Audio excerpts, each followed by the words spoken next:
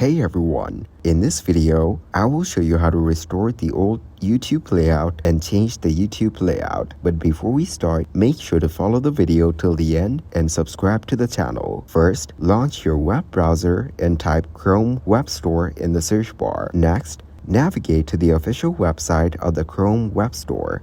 Once you're on the website, locate and click on the Extensions option. In the search bar, within the Extensions page, type YouTube Redux and press Enter. When the results appear, find the YouTube Redux extension and click on it. Now, click on the Add to Chrome button. A confirmation pop-up will appear. Click on Add Extension to proceed. You will see a message confirming that the YouTube Redux extension has been successfully added to your browser. Explore the features of the YouTube Redux extension to see what's new and how it enhances your YouTube experience. After completing these steps, open a new tab in your browser and go to youtube.com. Search for something on YouTube to see the previous interface. If you still see the current layout, look for the icon provided by the YouTube Redux extension in your browser toolbar. Click on the icon and then refresh the page. By following this method, you'll be able to revert to the old YouTube layout easily whenever you want. Thanks for watching.